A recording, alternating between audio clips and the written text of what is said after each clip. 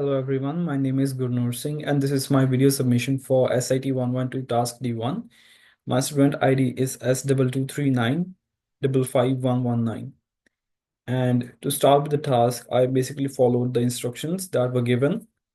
As you can see, I had to get through these attachments, get my API done, load that into credentials, and then collect data from collect.ipynb.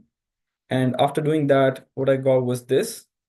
Basically, as you can see, as my topic of analysis for this task was Australia elections 2025.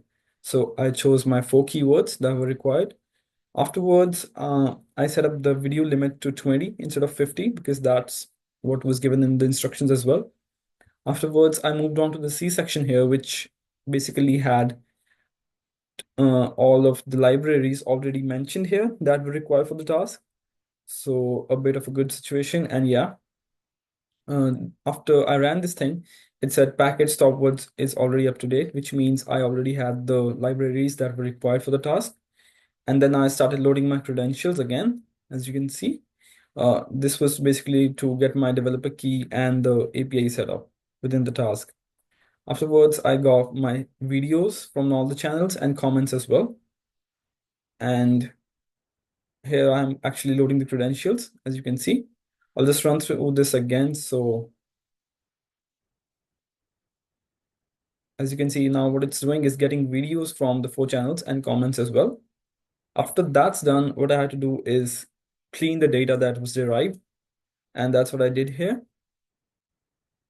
And yeah, after setting up and cleaning my data, I had to go through my first question.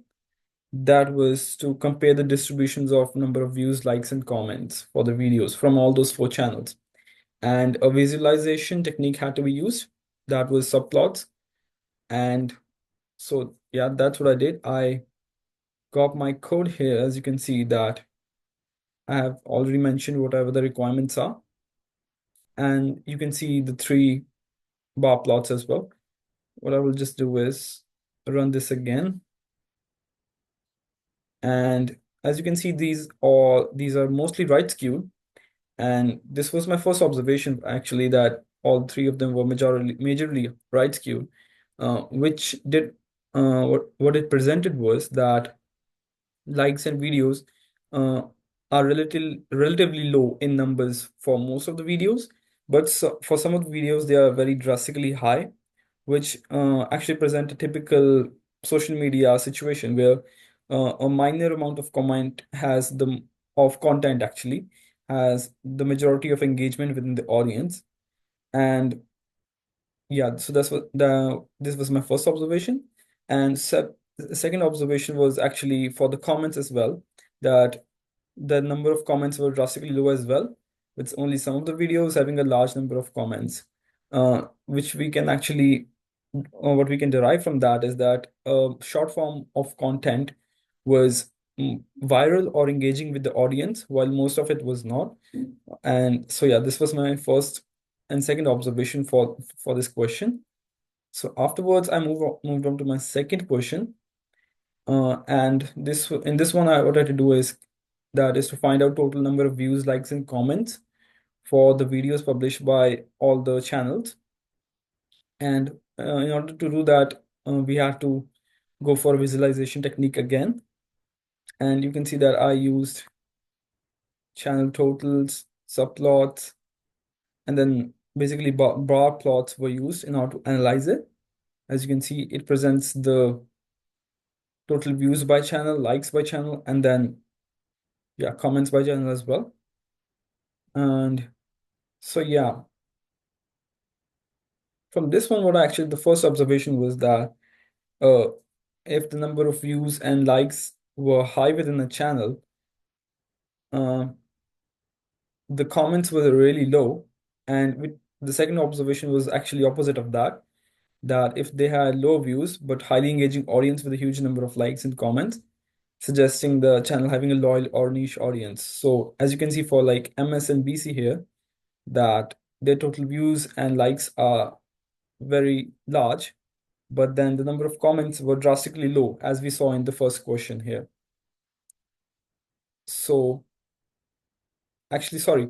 So the number of views and likes were a lot for MSNBC, but their number of comments was not as high, which tells us that, okay, the content was seen by a large audience, but number of comments were very, very low, suggesting that their audience was not as engaging as for other channels.